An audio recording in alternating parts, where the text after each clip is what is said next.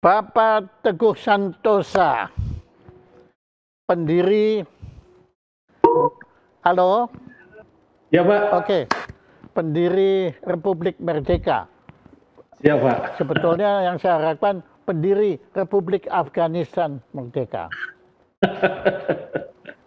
Ya, karena Anda tahu benar apa yang sebetulnya yang terjadi di Afghanistan, bukan seperti saya yang cuma dari tangan yang entah keberapa itu menerima berita dan juga kata orang, tapi Anda melihat sendiri.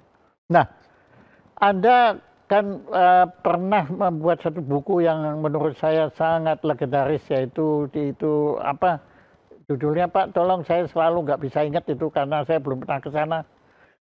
Di tepi Amudarya, Pak. Oke.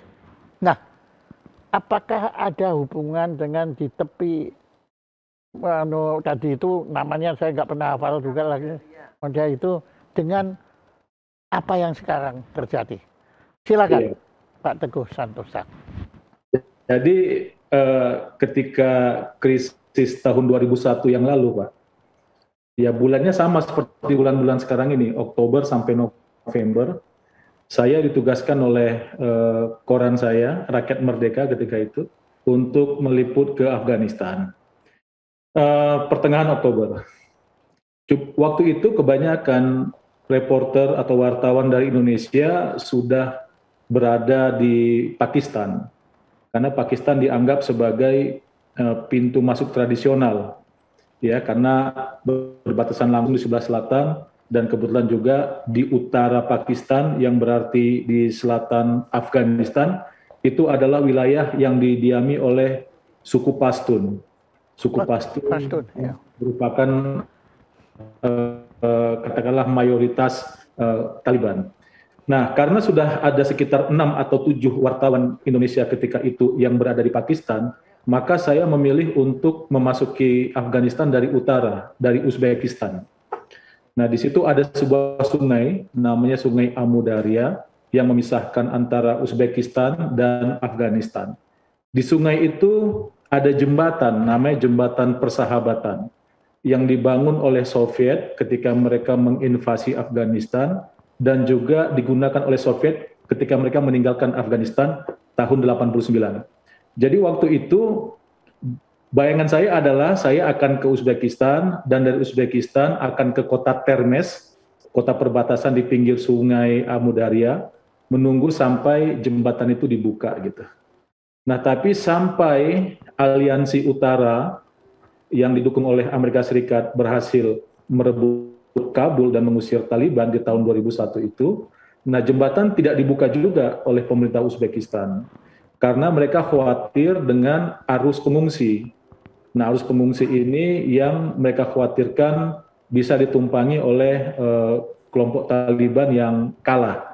Nah, di seberang Sungai Amudarya itu adalah Provinsi Balkh yang ibu kotanya adalah Mazar-i Sharif dan memang merupakan salah satu wilayah pertempuran yang cukup kuat antara pejuang-pejuang Aliansi Utara yang ketika itu dipimpin oleh Abdul Rashid Dostum melawan Taliban gitu. Jadi memang itu wilayah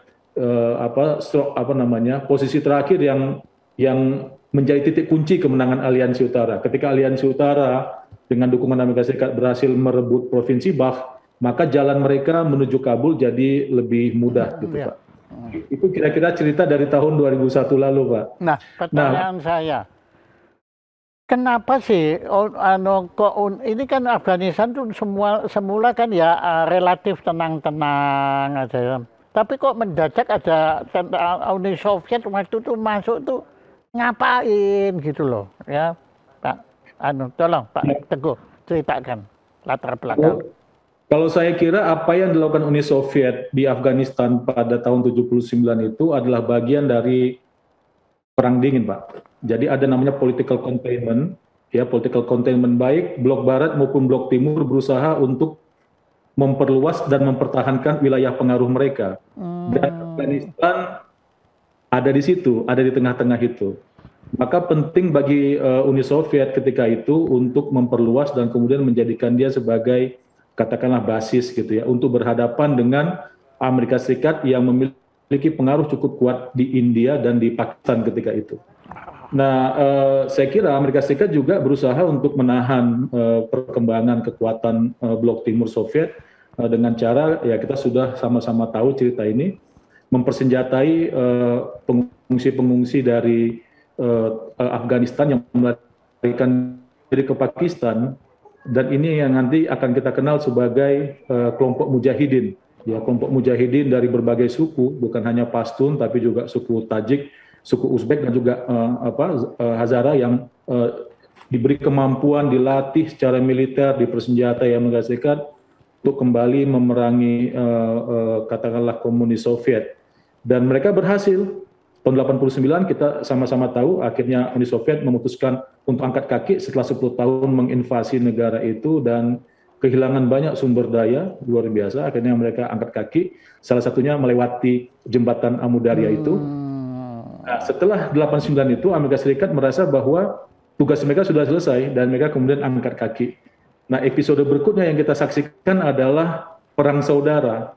Perang saudara di antara pejuang-pejuang Afghanistan, di antara kelompok-kelompok mujahidin. Karena yang kita sebut sebagai mujahidin itu adalah simplifikasi untuk sekitar 7 kelompok utama yang mereka berbeda faksi, berbeda kepentingan. Nah, 2 kelompok yang paling serius pertarungannya itu adalah Burhanuddin Rabbani dan Gulbuddin Hekmatyar. Profesor Burhanuddin Rabbani sebagai presiden dan Hekmatyar sebagai Perdana Menteri. Nah, ini power sharing-nya.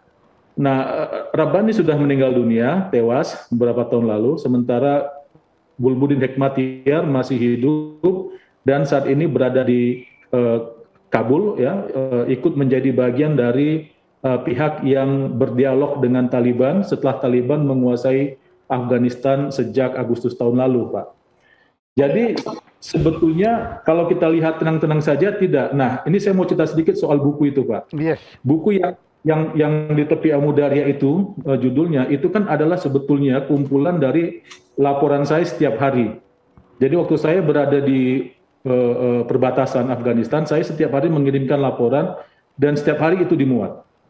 Nah, tidak kepikiran untuk menuliskannya, untuk mengkompilasinya menjadi sebuah buku. Sampai kemudian saya melihat, kita semua melihat bagaimana pemerintah Ashraf Ghani mengundang Pak Yusuf Kala datang ke Afghanistan, ke Kabul untuk menyaksikan upaya mereka rekonsiliasi dengan Taliban. Nah, ketika itu bulan Februari tahun 2018, Presiden Ashraf Ghani mengundang Taliban untuk ikut dalam proses demokrasi di negara itu, menjadi partai politik yang legitimate dan ikut dalam pemilihan umum gitu. Nah, menurut saya ini sesuatu yang luar biasa. Nah, insting saya mengatakan, oh ini something will happen. Saya nggak tahu apa, tapi kelihatannya akan ada sesuatu. Maka setelah bulan bulan Februari 2018 itu, saya kumpulkan lagi naskah-naskah yang sudah pernah dimuat dan kemudian diterbitkan menjadi sebuah buku di bulan September tahun 2018. Nah, akhirnya memang kita menyaksikan ada pemilihan anggota legislatif di Afghanistan tahun 2018, agak kisruh, mungkin kisruh banget. Kemudian melihat hasil itu, saya pikir, wah ini kelihatannya bukunya mesti dicetak ulang. Maka bukunya saya cetak ulang lagi bulan Desember tahun 2020. Ketika saya melihat setelah pemilu legislatif, kemudian Pilpres tahun 2019, situasinya semakin tidak menentu di Afghanistan sebetulnya, Pak. Ya, kita sama-sama tahu ada dialog di Doha, di Qatar beberapa kali. Itu juga menjadi salah satu hal yang membuat saya untuk menerbitkan ulang di bulan Desember tahun 2020. Dan feeling saya kelihatannya agak benar tuh, Pak, karena di bulan Agustus terjadi peristiwa itu. Ya, peristiwa Taliban memasuki Kabul setelah dia merebut beberapa provinsi yang lain, ada Jalalabad, kemudian ada Herat, jalannya jadi lebih mudah. Jadi sebetulnya kalau kita bilang tiba-tiba saja, enggak juga, Pak. Jadi ada prakondisi ke arah itu. Memang saya bercermin pada hasil pemilihan presiden di Afghanistan tahun 2019, yang menurut saya agak tidak masuk akal hasilnya. Jadi begini, Pak, 2019 Pilpres, yang ikut yang mencalonkan diri sebagai presiden itu jumlahnya 18 orang. ya, ini lebih sedikit daripada Pilpres 2014. Kalau 2014 jumlah capresnya 22 orang, Pak. Nah, 2019 Pilpres calonnya 18 orang, dan yang kembali menang dalam pemilihan presiden itu Ashraf Ghani, yang di tahun 2014 juga menjadi pemenang Pilpres. Tapi angka partisipasi politiknya cukup mengkhawatirkan. Dari hampir 10 juta pemilik suara sah di Afghanistan, yang memberikan suara hanya 1,6 juta. Nah, dari 1,6 juta itu, ya, dari 1,6 juta suara yang masuk, Ashraf Ghani hanya memperoleh 50,6%. Jadi kalau pakai teori absolute majority juga kelihatannya masih nggak cocok gitu kan. Absolute majority itu 50 plus 1, ini 50,6. Jadi belum 51 juga gitu. Nah, jadi memang makanya saya katakan tadi, begitu hasil Pilpres tahun 2019 memperlihatkan dinamika yang seperti itu, saya pikir wah sesuatu akan terjadi. Ya, pemerintahan Ashraf Ghani periode kedua ini sangat rapuh. Kemudian kita juga melihat akhirnya Taliban juga ya bisa balik, bisa kembali dengan sangat mudah gitu. Bahkan, nah saya pernah kita berbicara lewat telepon Pak Jaya, saya katakan bahwa sebetulnya Amerika Serikat juga tidak tunggang langgang ya, karena Amerika Serikat kan tidak diserang. Taliban masuk tahun 2001 ini berbeda dengan ketika Taliban masuk tahun 96. Kalau tahun 96 mereka melakukan punishment terhadap tokoh-tokoh politik yang berkuasa. Ya, tapi kalau tahun 2001 ini tidak gitu. Karena mereka walaupun mengatakan tidak mau berdialog dengan Ashraf Ghani, melainkan menurut mereka yang pantas untuk mereka ajak bicara adalah Amerika Serikat, tetapi mereka mengatakan mereka mengampuni semua pejabat politik yang berkuasa dari tahun 2001 sampai tahun 2021 gitu. Jadi nggak ada yang namanya eksekusi massal gitu. Kalau tahun 1996 mantan presidennya aja dibunuh kan.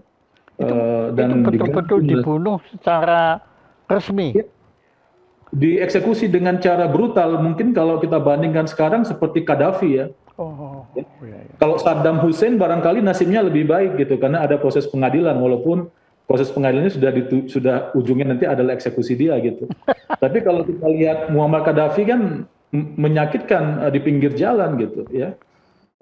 Bahkan sampai sekarang kan kita tidak tahu atau belum tahu di mana makam Muammar Gaddafi. Nah, jadi yang terjadi ya seperti itu tahun 96. Makanya Ashraf Ghani saya pikir cukup masuk akal ketika dia memilih untuk meninggalkan Kabul. Karena dia sejak awal sadar kekuatan politiknya tidak begitu kuat. Ashraf Ghani ini bukan ketua partai politik dan juga bukan kepala suku, Pak. Jadi saya pikir hitungan dia masuk akal. Dia harus melarikan diri, menyelamatkan diri. Kalau tidak, dia sudah lihat beberapa model kan tentang kejatuhan rejim, terutama pasca Arab Spring ya, kira-kira begitu, Pak. Anda tadi menyebutkan bahwa beliau itu bukan parpol, bukan ketua partai, tapi juga bukan kepala suku tribal. Nah, apakah di Afghanistan itu kepala suku-suku itu berperan secara politis? Sangat berperan, Pak, sangat berperan. Jadi tribalism itu masih menjadi salah satu ciri utama masyarakat Afghanistan ya. Kalau kita baca buku Ami Chua Tribal Politics, dia juga menyoroti Afghanistan ya. Jadi memang kelihatannya kohesivitas mereka juga agak kurang. Contohnya begini, Pak. Masyarakat umumnya itu menggunakan bahasa dari. Bahasa dari ini seperti bahasa Parsia gitu. Dan yang menggunakannya itu kebanyakan adalah orang Tajik, keturunan Tajik ya, yang di Kabul itu gitu ya. Walaupun penguasa selalu adalah orang Pashtun. Nah, tapi sekarang misalnya siaran televisi hampir semuanya pakai bahasa Pashtun ya, yang dia Taliban juga pakai bahasa Pashtun gitu. Paling mau mereka pakai bahasa Arab ya, pakai bahasa Arab. Jadi baru-baru ini karena kita kan punya wartawan juga alumni UIN Syarif Hidayatullah yang sekarang bekerja untuk kantor berita Remol, dia di Kabul misalnya mendapatkan akreditasi untuk melakukan peliputan itu suratnya dalam bahasa Pashtun dan dalam bahasa Arab. Jadi soal-soal ini sangat penting Pak gitu. 4 suku besar, Tajik, Uzbek, Hazara, dan yang paling besar tentu adalah Pashtun. Nah Pashtun ini kan juga gini Pak, Pashtun ini kelompok masyarakat yang tinggal di perbatasan Pakistan dan Afghanistan. 60% dari masyarakat atau suku Pashtun itu tinggal di Pakistan, 40% tinggal di Afghanistan. Makanya kita juga sering mendengar ada persoalan dengan TPP, ya, Tarik Taliban Pakistan, ya, Tarik Taliban Pakistan yang juga ingin menjatuhkan pemerintahan Pakistan gitu, ya, ada persoalan begitu. Ya samalah seperti misalnya kita kenal Kurdi, Pak, Kurdi, orang-orang Kurdi merasa bahwa mereka memiliki sebuah negeri yang selayaknya diberi nama Kurdistan. Yes.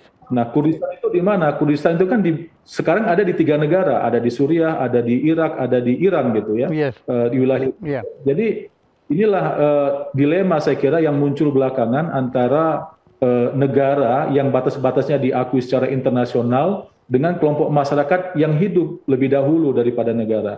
Tadi sepertinya Uzbek. Ada suku Uzbek, ada negara Uzbekistan. Nah, di Afghanistan ada suku Uzbek. Di Uzbekistan tentu saja mayoritas adalah orang Uzbekistan. Tajik juga begitu. Kemudian ada di sebelah barat lagi Turkmenistan. Nah, Turkmenistan ini. Nah, belum lagi misalnya soal klaim sejarah. Misalnya sekarang kita sering mendengar istilah Khorasan, Kesultanan Khorasan. Ya, ISIS Khorasan katanya. Ya, mereka mengklaim dirinya sebagai pelanjut dari kekhalifahan Khorasan yang pernah ada di masa lalu. Gitu ya, itu wilayahnya ada sekarang dia di titik pertemuan antara Afghanistan, Iran di timur Iran, di barat Afghanistan dan di selatan Turkmenistan. Nah, jadi fragile sekali gitu ya, fragile sekali. Nah, ini persoalan demografi di Afghanistan. Jadi kalau kita barangkali setelah 2001 kita melihat proses politik berjalan dengan baik seperti yang diharapkan, tapi sebetulnya masih ada bara-baranya. Nah, kalau kita lihat setelah Taliban dikalahkan tahun 2001, maka yang berperan itu di awal-awal adalah kepala suku. Ya, misalnya Hamid Karzai. Sebelum dia jadi presiden, dia diangkat dulu oleh kelompok kepala suku yang disebut mekanismenya Lia Zorga. Ya, itu yang kemudian memberikan kekuasaan kepadanya. Baru tahun 2004 mereka menyelenggarakan pemilihan presiden gitu. Ya, jadi ada 2 tahun dulu terjadi transisi ke arah itu. Kan main ya. Jadi Afghanistan ini betulnya kelihatan yang di permukaan itu jauh lebih rapi di atas yang permukaan aja sudah tampak demikian kacau. Di dalamnya lebih kacau, lebih rumit lagi ya. Ya, jadi saya kira juga masyarakat Afghanistan ini kenapa mereka bisa, menurut saya ya mereka permisif juga dengan Taliban ya. Ya, jadi pertama mereka kecewa dengan pemerintahan hasil demokrasi seperti yang kita kenal. Di sisi lain mereka juga sebetulnya tidak punya pilihan lain gitu. Mereka juga punya pengalaman buruk dengan Taliban ya, tapi dengan pemerintahan hasil demokrasi kok juga kelihatannya kecewa. Jadi kecewa pada ruling party, juga tidak percaya pada kelompok oposisi. Nah, ini situasi masyarakat masyarakat Afghanistan. Makanya saya kira mereka sebetulnya yang menerima juga kehadiran Taliban ya. Kita lihat ada drama orang berusaha untuk melarikan diri dengan cara yang sedramatis mungkin, kita saksikan orang naik pesawat apa segala macam gitu ya. Itu memang terjadi juga. Karena tadi Pak, orang tidak bisa membaca Taliban sekarang seperti apa. Yang mereka miliki adalah memori mereka mengenai Taliban di antara kurun 96 sampai 2001, atau katakanlah sejak 1994 ya, sejak Taliban berdiri tahun 1994. Ya, memang ya seperti kita yang ya seperti saya ini kan menjadi korban pemberitaan kan. Kalau nama Taliban itu kan sudah koneksinya dengan hal yang negatif, buruk sekali kan, di situ. Nah, Anda sebagai orang yang pernah bahkan berada di Afghanistan, kalau menurut Anda personal bagaimana? kemungkinan Anda pemerintah Taliban ini akan mampu tidak untuk melanjutkan kepemimpinannya di Afghanistan?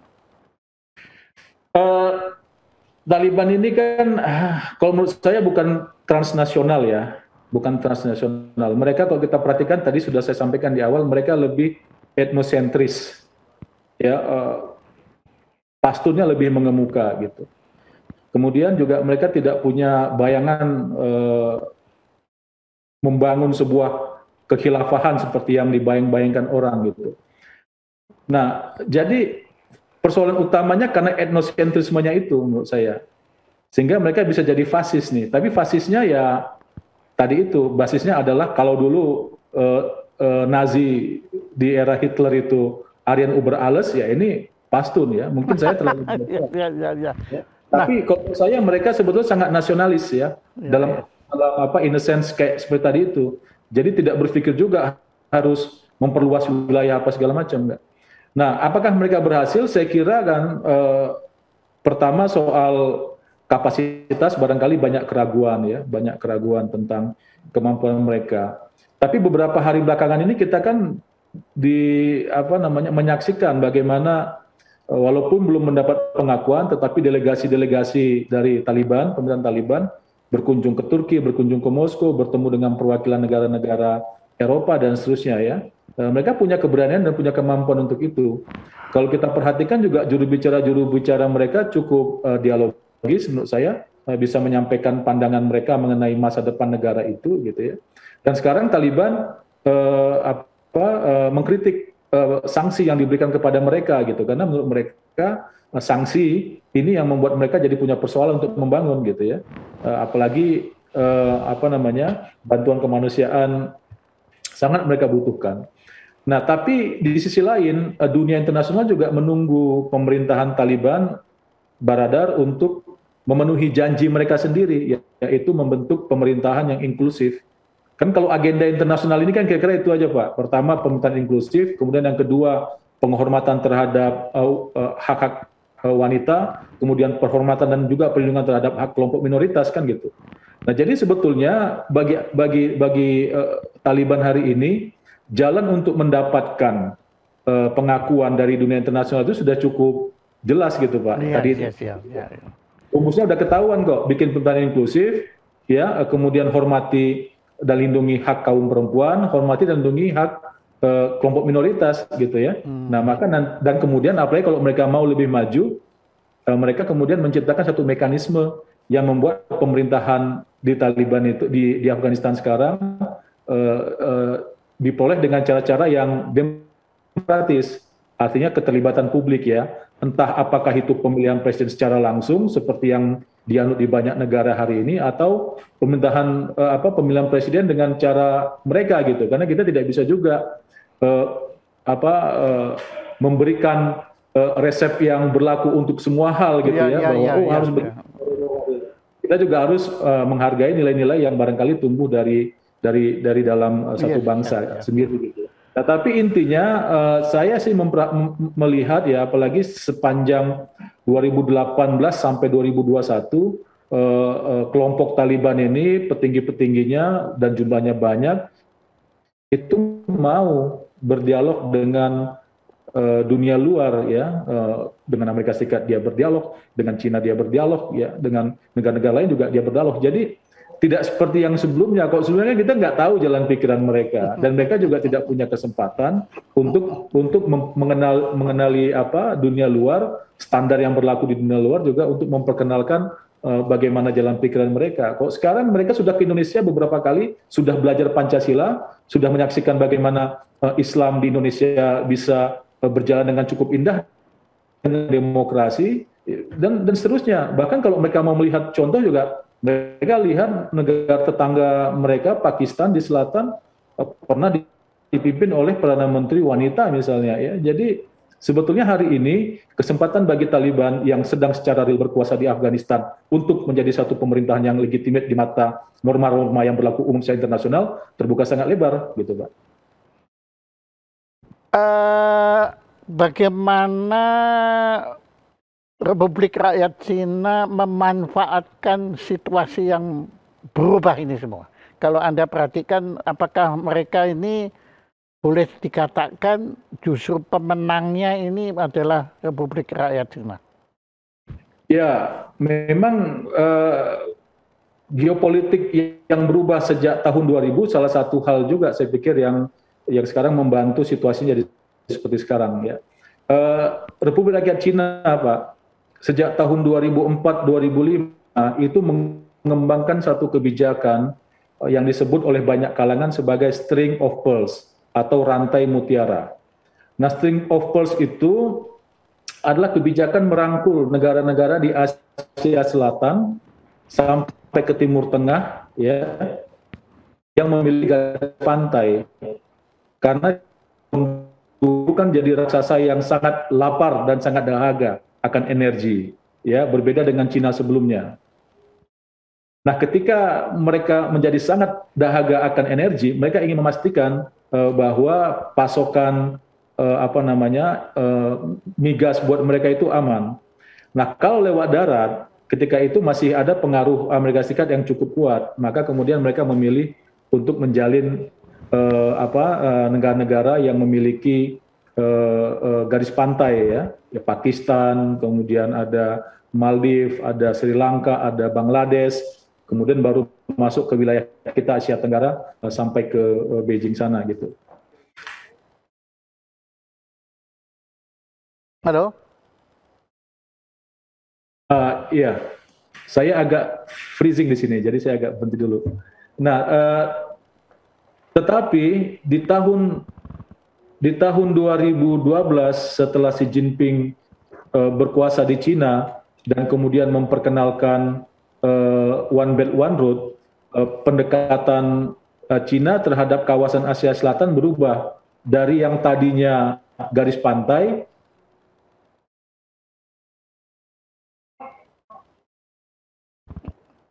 Halo? Halo, iya Pak? Iya, oke. Dari Kante, tadi hilang, dari garis pantai berubah atau dilengkapi dengan pendekatan daratan ya. Maka sekarang kan kita tahu ada yang namanya koridor ekonomi Pakistan-Cina, yang itu dipakai oleh Cina dari Xinjiang, dari Uighur ke selatan, terus nanti titiknya itu ada di Gwadar, Pelabuhan Gwadar. Nah, tadinya Pelabuhan Gwadar itu masuk dalam proyek string of pearls. Nah, tetapi dengan One Belt One Road ini akhirnya jalur darat. Itu koridor jadi koridor yang sangat kaya gitu. Nah, di saat yang sama itu juga menekan India. Itu juga menekan India dan itu juga menekan Afghanistan sekarang. Jadi maksud saya Pak, kebijakan Cina paling tidak sejak 2004, baik itu string of pearls maupun kemudian One Belt One Road, itu ikut membantu sehingga sekarang Pakistan juga jadinya memahami bahwa nilai saya di mata Cina sebesar ini. Juga misalnya Afghanistan. Maka beberapa hari sebelum Taliban masuk ke Kabul juga mereka bertemu dulu dengan petinggi-petinggi Republik Rakyat Cina untuk memastikan gitu. Nah, tapi di sisi lain saya kira saya berdiskusi dengan beberapa diplomat senior dari beberapa negara yang sedang kita bicarakan ini, yang saya mohon maaf tidak bisa sebutkan. Saya bisa mengambil kesimpulan bahwa mereka juga tidak mau buru-buru mengatakan bahwa Cina yang menang gitu Pak. Karena begini, kita tahu bahwa Afghanistan juga berbatasan dengan negara-negara Commonwealth Independent State. Ya, ini adalah CIS, ini adalah aliansi negara-negara ex Soviet Union. Ya, yang berarti tadi itu Turkmenistan, Uzbekistan, Tajikistan, walaupun masing-masing mereka memiliki persoalan, tetapi mereka hidup di bawah satu payung, ya, yang induknya adalah Rusia. Jadi kalau misalnya Cina jor-joran memberikan bantuan kepada Afghanistan, itu juga barangkali bisa mengganggu bisa mengganggu Rusia kan gitu Pak. Nah, beberapa minggu lalu kita lihat ada bantuan kemanusiaan yang dikirimkan oleh Cina ke Afghanistan. Tetapi kalau kita lihat kuantitinya atau jumlahnya tidak signifikan gitu. Jadi itu barangkali hanya gestur kepada Afghanistan untuk mengatakan bahwa mereka peduli dengan Afghanistan, tetapi di saat bersamaan itu juga gestur yang disampaikan kepada Rusia bahwa kami tidak ingin atau tidak bermaksud untuk menguasai Afghanistan gitu ya. Jadi semua negara masih dalam situasi menunggu. Pakistan juga begitu menunggu. Bahkan kemarin penerbangan minggu lalu penerbangan dari Islamabad ke Kabul juga dihentikan. Saya nggak tahu hari ini apakah sudah dimulai kembali gitu. Tetapi semua negara masih menunggu. Nah sekarang istilah mereka itu begini Pak, engagement bukan berarti pengakuan ya. Engagement bukan berarti pengakuan. Karena sekarang orang merasa perlu untuk membantu. Pertama, kita sedang masih berada pada era pandemi. Dan yang kedua, musim dingin akan segera tiba, Pak. Iya. Akan segera tiba. Jadi ini saat-saat di mana masyarakat Afghanistan, rakyat Afghanistan membutuhkan banyak bantuan gitu. Yes. Banyak orang yang displacement gitu ya, pengungsi internal kan banyak juga selain pengungsi yang ke negara lain, ke Pakistan terutama paling banyak.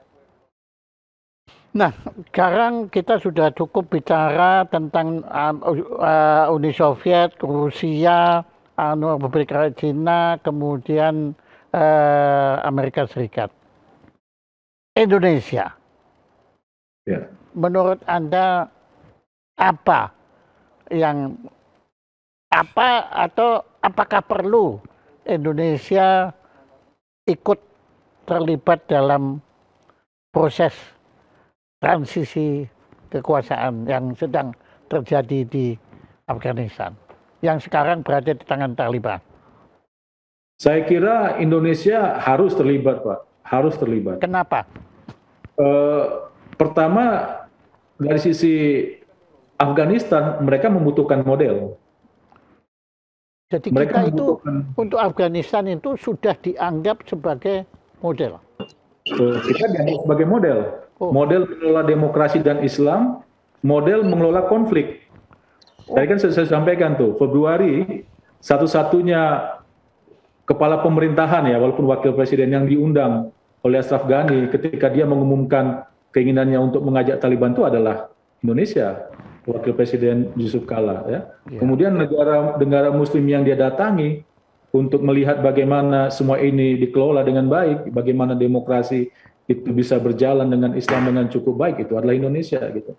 Ya. Jadi sebetulnya anggapan bahwa Indonesia itu akan terpengaruh oleh Taliban terbalik. Justru sebetulnya Taliban yang terpengaruh oleh Indonesia, betul. Kalau saya lihat iya Pak. Iya toh. Ya, petinggi-petinggi Taliban yang terpengaruh oleh kita gitu. Iya toh, makanya. Nah,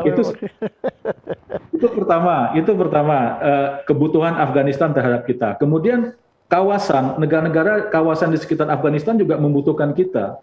Kenapa? Karena mereka percaya kalau Afghanistan ini intact sebagai sebuah negara, tidak tercerai-berai segala macam, maka mereka kan juga aman. Tidak akan ada isu pengungsian, tidak akan isu pengungsian ini kan bukan isu sederhana Pak, bukan cuma orang melarikan diri, tetapi juga ada konsekuensi ekonomi ya. Orang lari ke negara kita duduk diam aja kan enggak juga gitu. Kemudian juga konsekuensi isu-isu sosial yang lain gitu. Banyak pengungsi di tempat kita keleleran, nggak ada pekerjaan, nanti kan jadi persoalan yang lain, kriminalitas apa segala macam, terorisme dan seterusnya bisa berkembang ke arah situ. Jadi kalau misalnya sesuatu hal yang tidak diinginkan terjadi terhadap Afghanistan, maka negara-negara di kawasan itu yang kerepotan. Maka negara-negara di kawasan itu pun membutuhkan Indonesia. Wah, keren juga ya. Ya, jadi baik Cina, baik Iran, ya baik CIS tadi ya, India, Pakistan itu membutuhkan Indonesia untuk memainkan peran yang lebih signifikan menurut saya untuk menjaga bagaimana Afghanistan ini bisa bertahan. Wow. Nah, kemudian yang ketiga juga kepentingan kita. Saya kira kita juga berkepentingan untuk hadir di Afghanistan itu. Karena kita harus melihat secara geopolitis posisi Afghanistan. Ya, tadi ada di tengah-tengah seperti itu. Sangat menarik dan mereka membutuhkan sentuhan kita gitu, Pak. Jadi apalagi kan sebetulnya ya Bapak kan tahu Kandahar itu kan Gandahar gitu ya. Jadi kisah-kisah Mahabharata juga nyambung sampai ke Afghanistan, sampai ke Pakistan. Jadi kalau mau kita gali lebih dalam ini bahkan dalam sekali ya, sebetulnya Afghanistan ini bukan suatu negeri yang asing buat kita. Ya, Kandahar itu adalah negeri para Sengkuni kan gitu kira-kira Pak. Karena Sengkuni itu kan berasal dari Gandahar itu. Jadi bukan sesuatu yang asing, buat kita bukan sesuatu yang asing.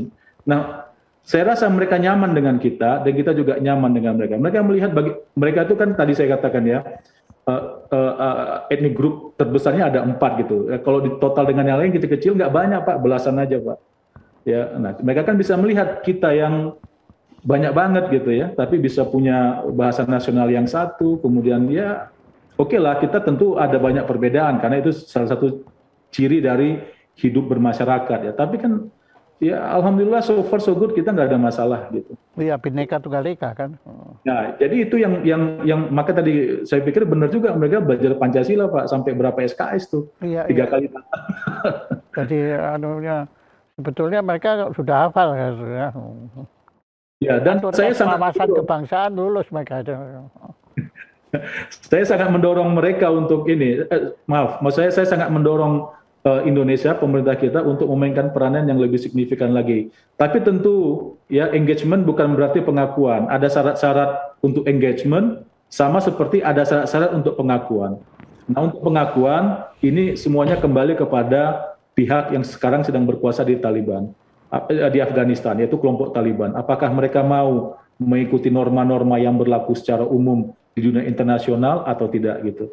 Kalau mereka misalnya mau dan kemudian mereka meng-create situasi yang kita semua bisa terima, saya pikir mereka akan mendapatkan tadi itu, baik engagement maupun pengakuan gitu. Nah, sekarang ke arah pengakuan ini yang sedang mereka inginkan dari dunia internasional, tapi kalau engagement saya kira semua negara sepakat untuk membantu Afghanistan, dan Indonesia jangan ketinggalan, kita harus berdiri paling depan karena sejak awal ya baik pemerintahan Ashraf Ghani maupun Taliban itu berharap pada Indonesia karena kita yang mereka harapkan menjadi mediator begitu Pak. Ya, bagus sekali. Jadi peran Pak Yusuf Kala memang besar sekali di sini ya. Ya. Pak Yusuf Kala, Pak Jokowi, karena ini kan proses terjadi ketika periode pertama pemerintahan Jokowi Pak. Karena kita ingat Presiden Jokowi dulu ke sana, baru kemudian Pak JK ke sana. Oh, Presiden pernah ke Afghanistan? Oh pernah Pak, bahkan pernah menjadi imam sholat kan Pak. Coba Anda ceritakan, itu saya malah lewat itu. Ya, kalau cerita saya soal itu aja gitu Pak. Tapi artinya tadi saya tidak mengatakan bahwa kebutuhan Afghanistan, elit maupun masyarakatnya terhadap model yang dikembangkan dan berhasil di Indonesia itu sangat tinggi. Nah, ini harus menjadi pintu kita masuk. Maka begini Pak, kan ya kita tahu medsos kita. Yeah. Medsos kita pada waktu terjadi peristiwa Taliban ini, kan mereka sangat sinis. Yeah. Sebenarnya itu kan nggak perlu, itu malah bukannya lebih banyak mudaratnya daripada manfaatnya kan. Kalau kita belum terus bicara negatif tentang Taliban ini. Ya, barangkali kan apa yang tadi Bapak sebut sebagai sinisme itu mungkin berangkat dari ketidaktahuan gitu Pak. Iya, ya pasti. Jadi saya sih masih melihatnya dalam batas yang bisa ditoleransi. Karena memang waktu itu kan memori kita sama, memori kita adalah peristiwa 96 ketika Taliban masuk ke Kabul. Bukan cuma kita, tapi juga orang-orang di dalam negeri di Afgan juga berpikir akan mendapatkan Taliban yang seperti itu gitu ya. Pembunuhan massal, balas dendam, apa segala macam. Makanya banyak yang mau melarikan diri dengan cara yang sangat dramatis. Nah, tetapi bagi kita yang melihat proses ini, ya katakanlah sejak tahun 2018 gitu ya, bisa melihat bagaimana perubahan tone Taliban gitu ya. Tadi saya bilang mereka mau kok berdialog, mereka datang ke Qatar dalam pertemuan-pertemuan Qatar, mereka mau ke Indonesia gitu ya.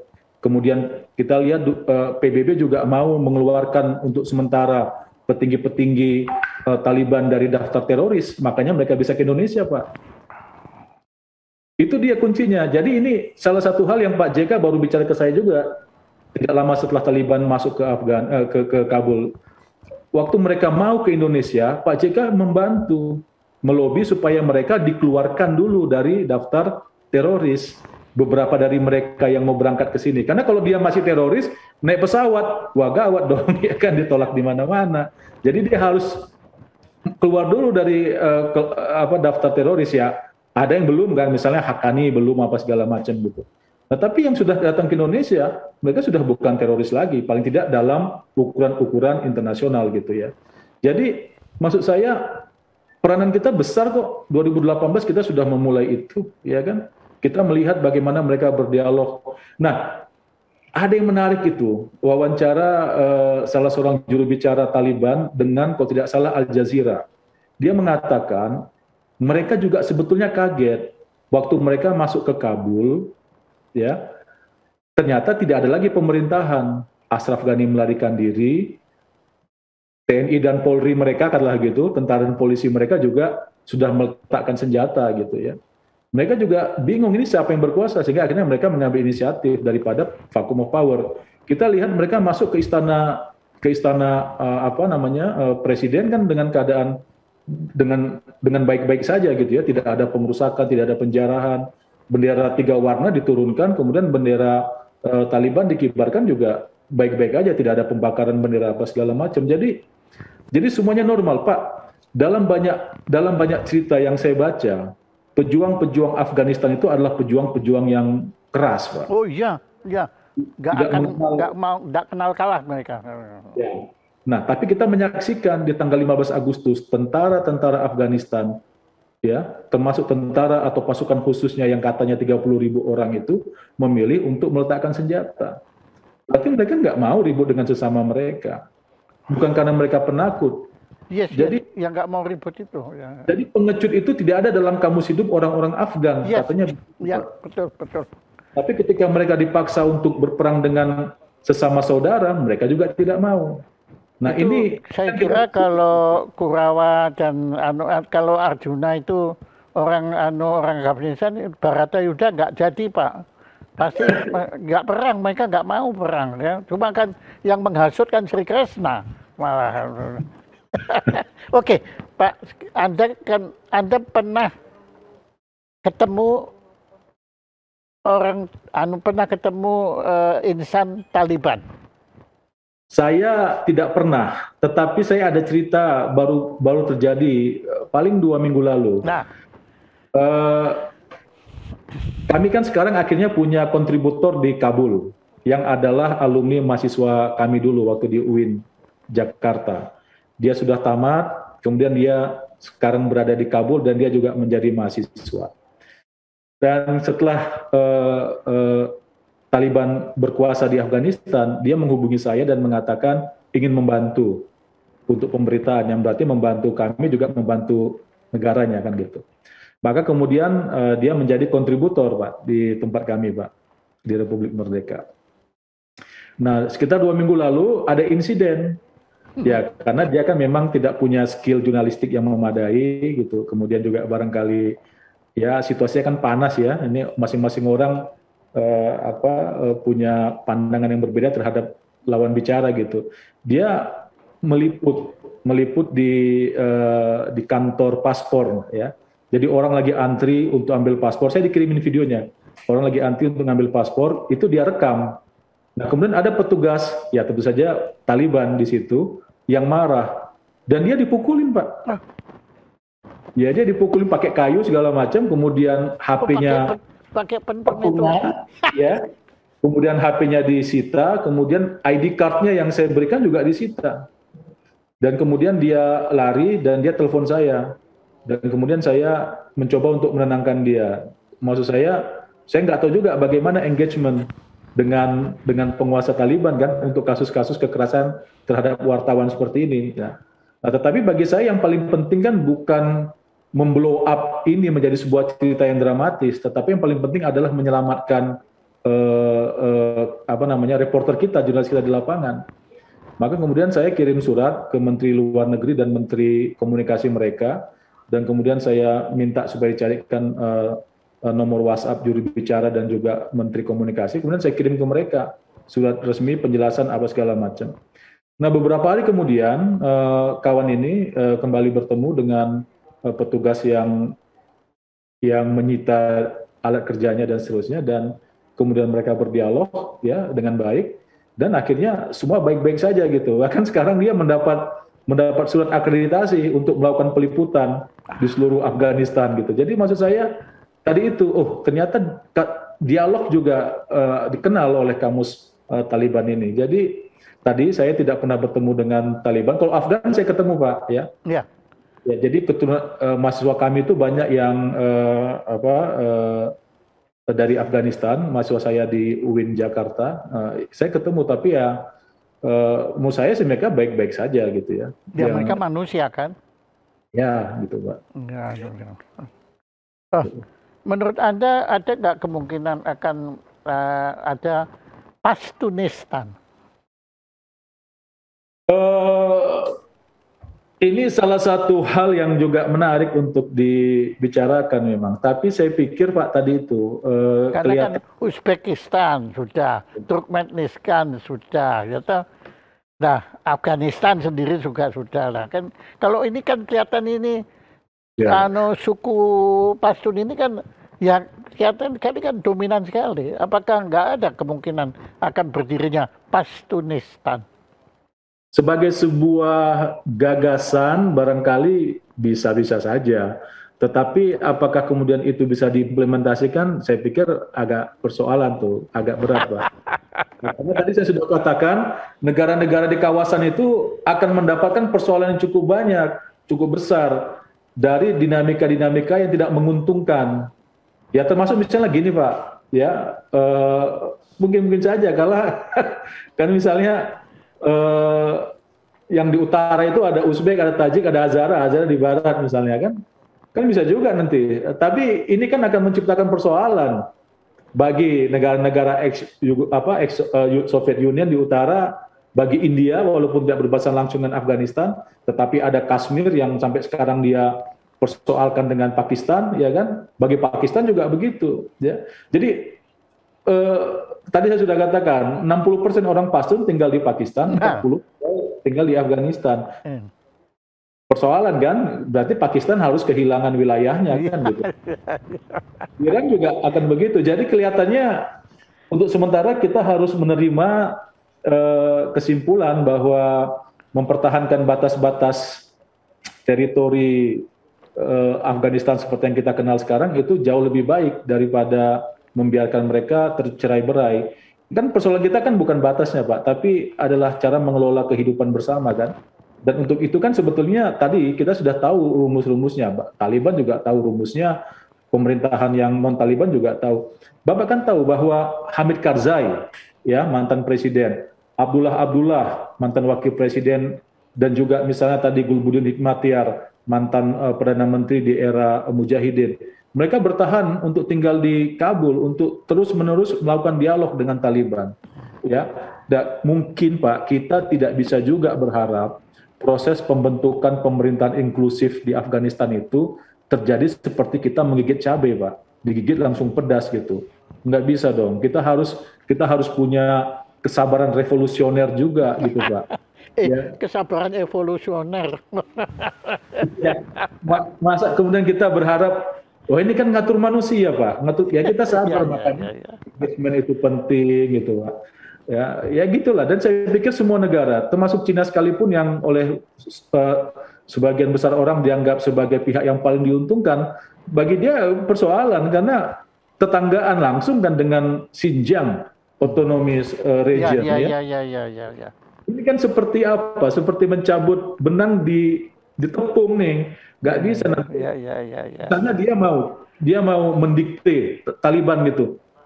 Lah, kalau misalnya Talibannya marah, malah nanti dia bisa kehilangan seluruh Xinjiang atau Uighur kan gitu Pak. Iya. Jadi ya udahlah, yang kita maintain pada hal-hal yang memang sekarang penting untuk kita maintain. Ya. Itu kalau Uighur itu langsung gandeng dengan Afghanistan. Perbatasan Cina dan Afghanistan itu adalah yang paling pendek Pak dibandingkan dengan Pakistan, dengan kemudian Uzbek, Turkmenistan, dan yang sebelah timur lagi utara dengan Tajikistan. Yang paling pendek itu dengan Cina. Jadi dia hanya masuk seperti leher botol, tipis sekali gitu. Cenderung tidak kelihatan kalau kita lihat dari jauh, tapi di situ ada perbatasan. Dan bisa saja kan dia masuk juga lewat wilayah Kashmir yang kurang begitu stabil kan begitu. Kalau dia mau mengganggu Cina gitu maksudnya Pak. Iya, tapi kalau Kashmir gandeng dengan Afgan, dengan ini Afgan gandeng. Nggak gandeng juga, nggak gandeng. Tapi Kashmir yang Pakistan gandeng. Oh, Ya, Kashmir Pakistan. ya kan Kashmir ini kan ada dua, bahkan ada tiga kalau kita mau hitung yang diklaim oleh Cina kan gitu. Persoalan juga Kashmir tuh Pak. Apakah mungkin ada Kashmiristan misalnya gitu ya? Ampun deh ya. Padahal ya Gandhi kalau gini itu nangis juga ya beliau ya. Kalau melihat bagaimana waktu beliau kan sudah India pecah menjadi Pakistan sudah sedihnya bukan main. Ya, Ya, Parti 47 ya. masih ditambah sekarang Pakistan kemudian sama Afghanistan sendiri sekarang juga problem. Jadi kasihan ya betulnya ya, teman-teman kita di Asia Selatan ini. Iya. Afghanistan tuh masuk Asia Selatan enggak? Masuk Pak, Asia Selatan dia. Asia Cuma dia Selatan ya. paling utara di Asia Selatan. Anda Kalau kok tadi menyebut Maldives. iya. Apa? Maldives apa? Fungsi Maldives untuk ini dalam geopolitik apa? Kalau menurut saya kok Maldives itu kan tempat liburan. Iya, tapi Maldives itu tadi Pak saya bilang Pak, karena tahun 2004-2005 Cina perlu mengamankan jalur distribusi migas Jadi, yang menggunakan negara-negara di Asia Selatan yang memiliki pantai, karena lewat laut kan Pak. ya oke. Lah Maldives apa fungsinya buat Cina apa? Ya dia perlintasan Pak. Jadi dari Apakah Cina juga membangun di situ pelabuhan-pelabuhan? tidak, kalau pelabuhan karena kan pulaunya kecil-kecil. Iya. Beda dengan Sri Lanka. Sri Lanka yang selatan itu kan dia bangun besar. Nah, kalau Maldives nggak, tapi dia tahu Pak. Jadi gini Pak, ada sentimen juga di Asia Selatan ini ada sentimen. Nah, Tapi untuk waktu yang cukup lama, India yang dianggap sebagai big boss di Asia Selatan. oke. Ini Bapak sudah katakan Pakistan punya sentimen sejak partition tahun 47. Oke. Bangladesh juga, karena Bangladesh dulu kan Pakistan ya. Iya. Timur. Jadi India ini apa ya dianggap hegemon di negara-negara Asia Selatan. Maka ketika Cina datang tahun 2004, Pakistan happy, Maldives happy, Sri Lanka happy, Bangladesh happy, yang nggak happy cuma India kan gitu Pak. Karena mereka akhirnya punya persoalan baru dengan Cina. Pertama persoalan di utara, Iya. di situ ada Tibet, di situ ada Bhutan, itu persoalan. Nah, belum beres, sekarang persoalan di laut kan gitu. Nah, jadi yang terganggu adalah India kalau menurut saya. Apalagi sekarang sekondan mereka Amerika Serikat sudah angkat kaki dari Afghanistan misalnya. Kan ini persoalan. Nah, jadi Maldives itu Pak, walaupun itu adalah objek wisata seperti yang kita kenal, itu adalah salah satu titik penting. Dan Cina saya rasa banyak membantu Maldives untuk pengolahan sampah Pak. Oh. Ya, sama seperti Cina banyak membantu negara-negara di Pasifik untuk pengolahan sampah. Wah, pinter ya. Di Jadi situ, kolonialisme bantuan. bisa dikatakan begitu bagi orang yang merasa tersingkir.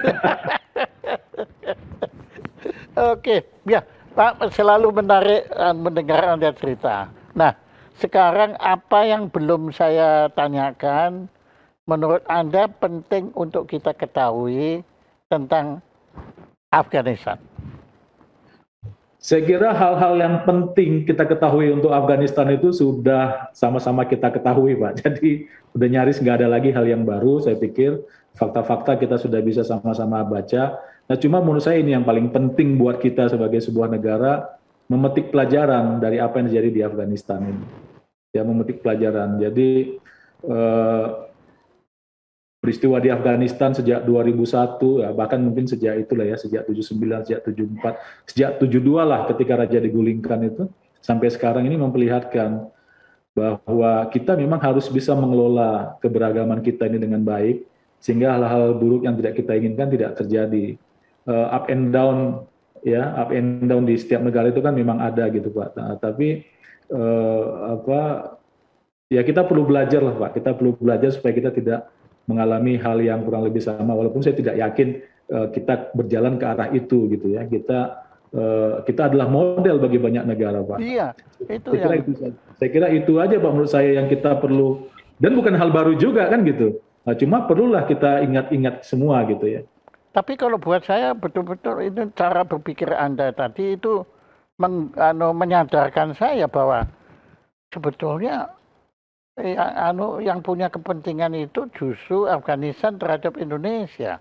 Ya, karena saya nggak tahu kalau kita sudah demikian diunggulkan, sudah dimodelkan oleh beliau-beliau itu kan. Maka saya mohon juga teman-teman yang berpandangan sinis terhadap ini, tolong beri kesempatan untuk teman-teman kita di Afghanistan untuk membenahi dirinya. Memang mereka punya latar belakang yang buruk lah. Nah, tapi silakan. Ya, setiap bangsa kan, Amerika Serikat juga punya, China juga punya, India punya, Indonesia juga punya. Ya, berilah kesempatan mereka, jangan dihujat lah. Ya, untuk memperbaiki diri dan ya insya Allah akan menjadi baik kan Indonesia itu. Iya, Pak. Jadi pergantian pemerintah itu hal yang biasa, Pak. Bisa lewat kotak suara, bisa lewat jalanan gitu. Ya, kalau lewat jalanan kebanyakan kisahnya nggak menarik, maka kita pilih lewat kotak suara. Nah, itu lebih menarik. Nah, persoalannya kan bagaimana kita menggunakan kotak suara ini dengan bijaksana. Saya kira itu aja pesan yang bisa saya petik lah, paling tidak saya sendiri memetiknya dari apa yang dialami oleh demokrasi Afghanistan sejak 2001 sampai 2021 ini. Dan itu bukti juga bahwa bentuk demokrasi itu di setiap bangsa nggak mungkin sama. Nggak mungkin sama, Pak. Nggak mungkin sama, ya. Yunani punya sendiri, Amerika seperti sendiri, ya. Bahkan teman-teman kita di Korea Utara juga punya sendiri. Pak, ini menambah saja, saya kira koleksi Anda sudah banyak. Udah sangat banyak kalau dari Bapak ini, Pak. Makanya ini akan tambah lagi, terpaksa Anda saya buat makin menderita untuk menerima ini ucapan terima kasih karena Anda memang sudah langganan menjadi narasumber di acara Jaya Suprana Show. Ya. Baik, terima kasih, Pak. Tepuk tangan untuk Pak Teguh. Terima kasih, Pak Jaya. Terima kasih.